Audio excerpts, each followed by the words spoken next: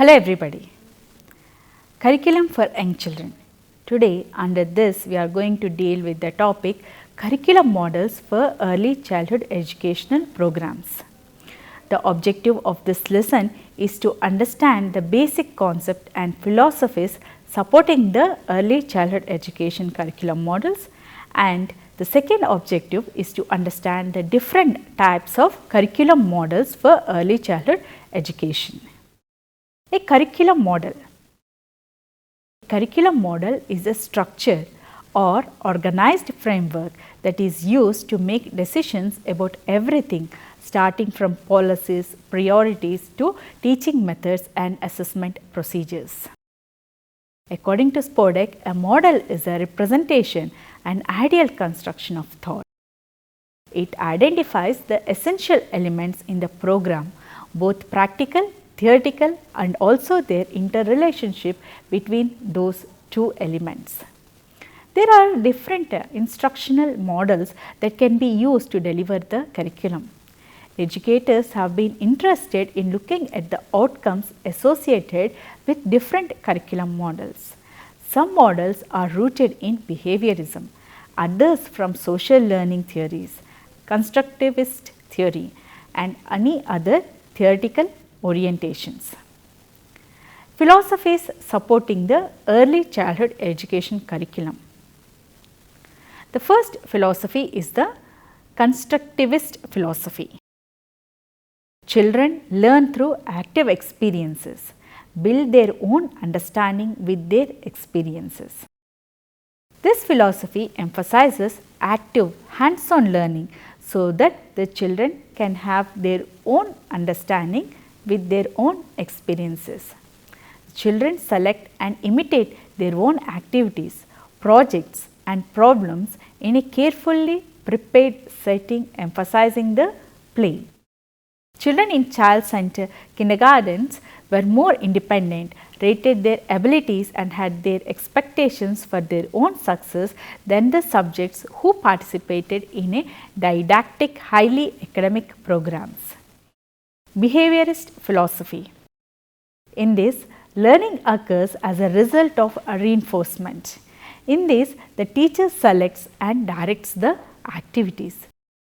The children take more passive role in their learning, typically working individually on their skills. Studies reveal that the children who had in the academic model earned significantly lower grades than the children who had been in child initiated model. The direct instructional model has better results in elementary school than the pre-kindergarten because the methods are inappropriate for the typical preschool development level, but this method is suited for the older children. The didactic or the teacher directed program model tends to show early academic gains that are short lived. There is evidence that the teacher directed program is associated with less motivated children who may be less creative, have poor verbal and receptive language skills, exhibit less divergent thinking than the subjects in the child initiated model. The academically directed model tends to be teacher centered with formal instructions, whereas the child initiated models tend to be child centered with informal instructions. Hence, the National Association for Education of Young Children has gone for the developmentally appropriate practices and active learning for more than a decade. So, this is the different philosophies influencing the teaching and learning experiences in kindergarten.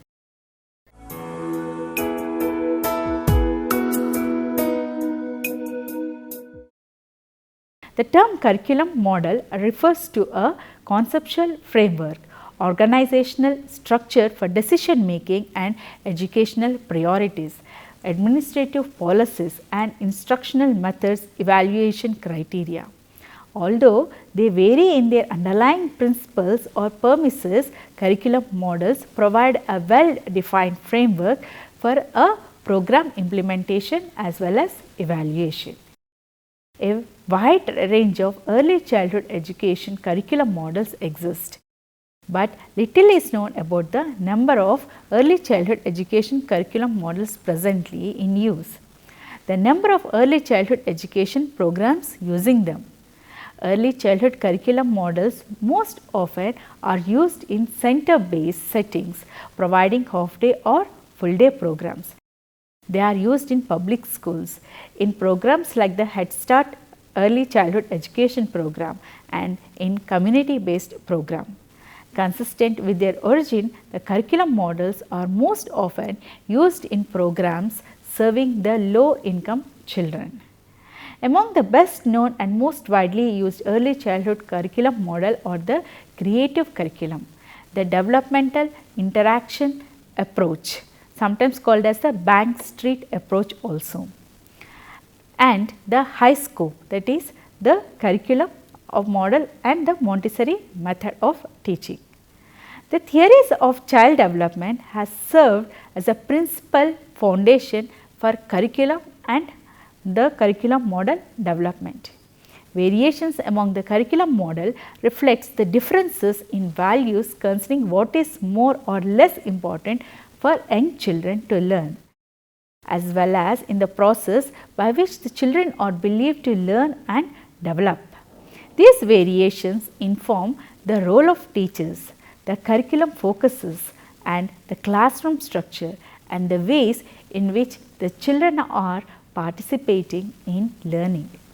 The early childhood curriculum model also varies in terms of freedom granted to the teachers to interpret the implementation of the model framework, and some curriculum models are highly structured and provide detailed scripts for the teacher's behavior. Other type of curriculum models are emphasizing the guiding principles and expect the teachers to determine how best to implement these principles for the child's development. Curriculum models, regardless of their goals and the degree of flexibility in their implementation, however, they are designed to promote uniformity across the early childhood programs through the use of prepared curriculum, which is consistent, instructionally techniques and predictable child outcomes. Some question whether what is developmentally appropriate practice as described by the National Association for Education of Young Children. It should be classified as a curriculum model, but the developmental appropriate practice does not meet all the criteria of a curriculum model.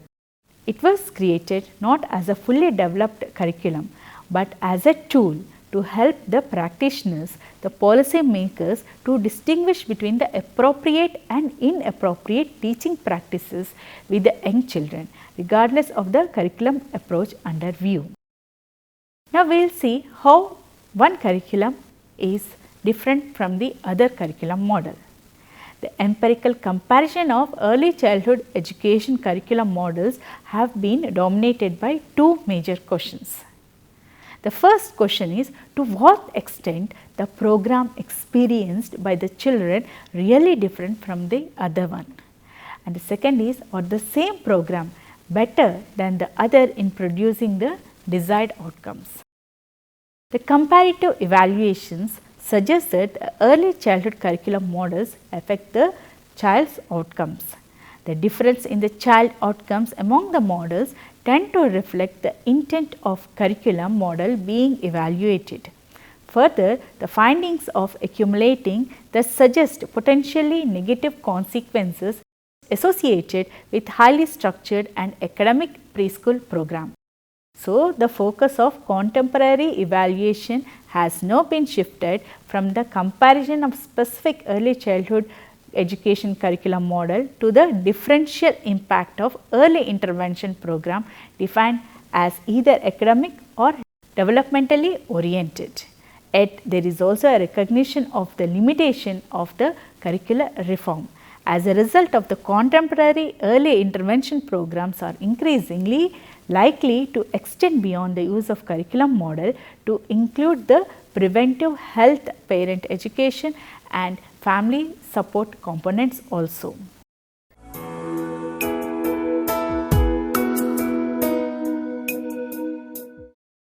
let us now move on to understand what are the types of curriculum models. The different types of curriculum models are the child development model, the cognitive model, the sensory model, the verbal model. The first one, the child development model. This model was used in early phases of the Head Start program project and includes the enrichment of program for the disadvantaged children such as indoor and outdoor activities. The children need to be given individual freedom. The children learn by doing. They choose the activity of their liking and are allowed to change from one activity to the other. The relationship between the socio-emotional and cognitive development is recognized in this child development model. Opportunities for the socio-emotional and dramatic play is considered important in this model, providing a conducive environment to the child which meets his needs for the play with peer group and to extend the experiences beyond the home is considered very important in this child development model. The major objective of the model are having the focus on the social and emotional development, and they include learning to interact and cooperate with the other children, developing inner controls in accordance behavior, developing a sense of self-esteem and confidence, developing the abilities for self-expression, creativity in the language, music and art. And it also includes refining the perceptual motor coordination, learning about the wider environment. So, this is about the child development model. After having understood the child developmental model, let us now move on to the cognitive model. Here, the teacher plays a more directive role and plans more special or specific activities. There is a continuous verbal interaction between the teacher and the children. The cognitive object based on the Piaget's theory of intellectual or cognitive development are also included with the socio-emotional objectives. The teacher provides opportunities to children to use and manipulate a variety of real objects. To begin, a simple material should be given and later on we can add more and more categories of material to the child's learning environment. Now, let us move on to see the sensory model. This model is based on the Montessori method. In this method, the room should be arranged in an orderly manner. The materials in this model should aim at development of sensory skills and practical life activities for learning 3 hours. The children should provide with concrete objects. Socio-dramatic play is not encouraged unlike in other models, and this model lays stress on the individual cognitive abilities. The objectives of this model are matching and discrimination of shades of colors, sounds, texture and weights. Arrangement of objects in order of the increasing size and shape. These are the objectives of this sensory model. So, after having understood the child developmental model, the verbal model and the sensory model, let us now move on to see the verbal model. It is based on the academically oriented preschool model. The purpose of this model is to equip the children with the knowledge and skills that are needed in the first grade. In direct instruction on 3 hours is emphasized.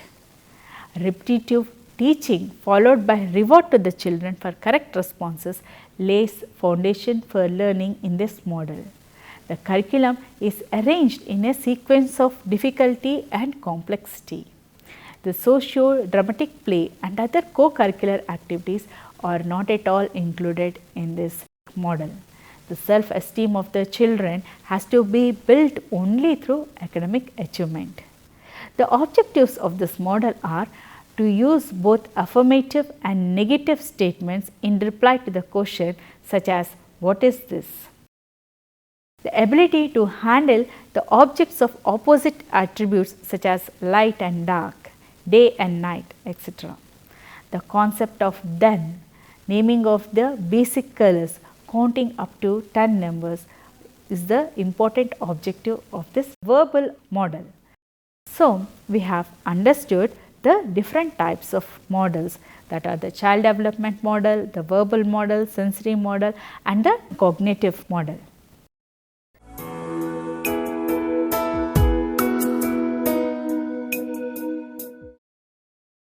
Now, let us move on to understand the developmentally appropriate curriculum for young children. The National Association for Education of Young Children defines developmentally appropriate practice as a framework of principles and guidelines for best practices in the care and education of young children from birth to age of 6 years. It is grounded both in research on how young children develop and learn and in what is known as the education effectiveness. The principles and guidelines outline the practices that promotes the young children's optimal learning and development. The developmental appropriate curriculum focuses on 3 important aspects. The one is the age appropriateness. Children like activities within their general age range. Teacher must plan and develop activities and routines and expectations that accommodate and complement these characteristics. Hence, the teacher should make decisions about the age appropriateness on the basis of their understanding of child development, which they have acquired through the classroom observations. The next important aspect of developmentally appropriate curriculum is the individual differences. All children within a given age group are not exactly alike. Each child is unique and each individual pattern and have their own timing of growth, as well as they have their own individual personality and learning style. Certain children are more verbal than the other. Some enjoy solitude or loneliness, others crave company. Some are skillful leaders, some are not. So, all these variations must be considered while designing the curriculum, application and evaluation of activities, interactions and expectations. The third important aspect is the cultural and social appropriateness. The curriculum should also look at the children and the families within the context of their community and culture before creating a meaningful supportive early childhood education program. The early childhood practitioners should demonstrate a respect for the child and his or her family by taking into account the social and cultural context in which they live.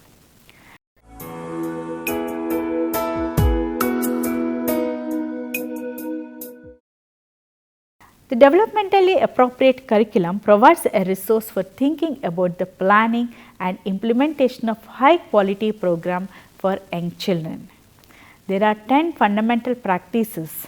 They are addressing the whole child. Early childhood professionals address the child development and learning from a holistic perspective, creating a curricula to meet the children's emotional, social, cognitive and physical needs. Individualizing the program to suit particular children. The program planning and implementations are adapted to meet the different needs and levels of functioning and interest of the children in a group. Recognizing the importance of child initiated activity. Children are the active decision makers in the learning process.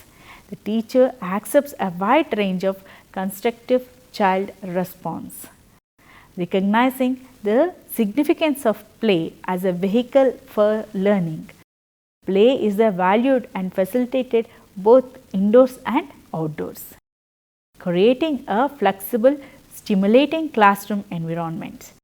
The teacher actively promotes the children's learning using direct and indirect instruction as appropriate, using an integrated curriculum. The program content and the curriculum areas like the science, maths, literacy, social studies all should be combined in the context of daily activities. Learning by doing. The children engage in concrete experiences with real material.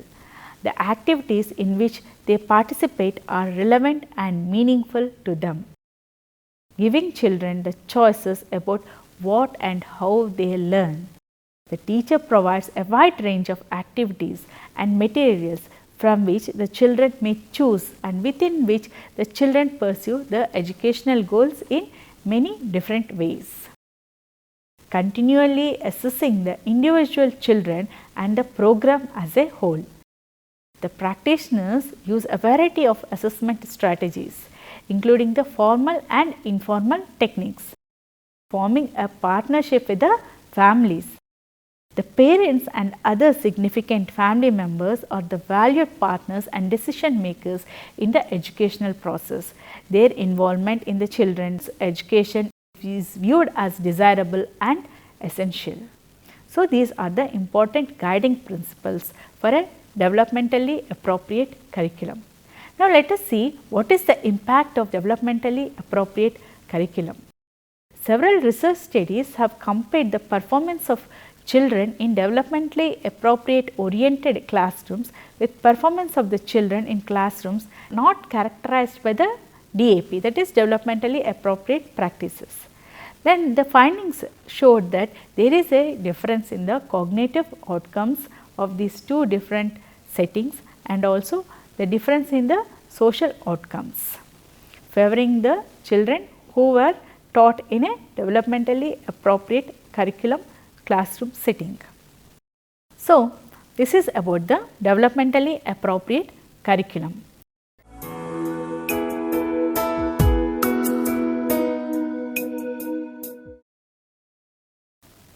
Emergent curriculum.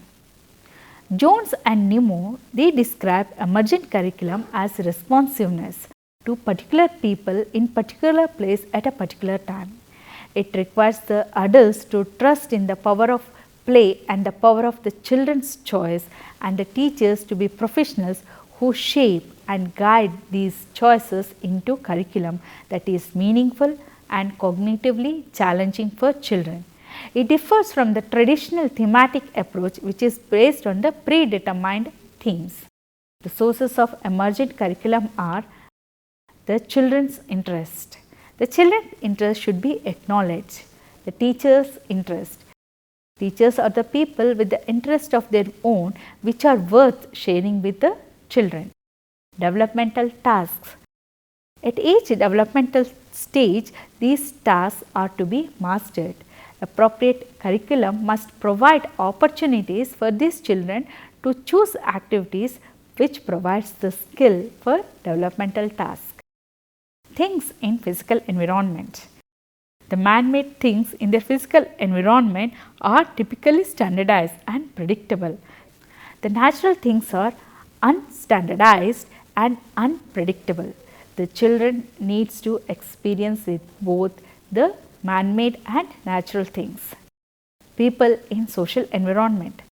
Children are interested in all kinds of people, who they are and what they are doing, and they can learn about and relate to the people in their immediate social environment. Curriculum resource material.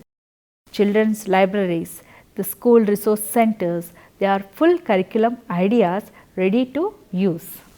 And then the unexpected events. When unexpected happens in classroom, community or country, the teachers have choices. They can invent new ways of incorporating it into their planning. Living together, conflict resolutions, caregiving routines, cooperation, expression of the feelings, conflicting resolutions and all the daily tasks of living together are potential curriculum for young children. The next is the Scholastic Early Childhood Program. The Scholastic Early Childhood Program is a comprehensive year-long curriculum which provides explicit instruction in early language, reading and math skills. It combines the child-centered explorations with the teacher directed instructions. It should be flexible and easy to use format. It provides in-depth formal and informal assessment. It includes a rich English resources and integrates the professional development into each lesson plan. The Scholastic Early Childhood Education program immerses the children in their real world themes that begins with what is familiar to children and connects them to the world around them. The next important curriculum is Waldorf curriculum. The Waldorf curriculum, developed by Rudolf Steiner, is based on profound understanding of human development that addresses the needs of growing child. Here the teacher strives to transform education into an art that educates the whole child, the heart, the hands as well as the head. The Waldorf curriculum is broad and comprehensive, structured to respond to the 3 developmental phases of the child, from birth to approximately 6 years of age, and from 7 to 14 years of age, and from 14 to 18 years of age. This curriculum stresses the teacher that the best way to provide a meaningful support for the child is to comprehend these phases fully and to bring the age appropriate content into the children that nourishes their growth and development. So, these are the different curriculum approaches. So, today we try to understand the concept of curriculum model. We try to understand what are the different curriculum models and the philosophies influencing the curriculum model for young children. And then we went to understand the different curriculum models like the child developmental model, the verbal model, sensory model and the cognitive model. And then we try to understand the developmentally appropriate practices which gives a guidelines or principles for developing appropriate curriculum for young children. After having understood the developmental appropriate curriculum, we went on to understand the different curriculum approaches. Hope you have understood this lesson. Thank you.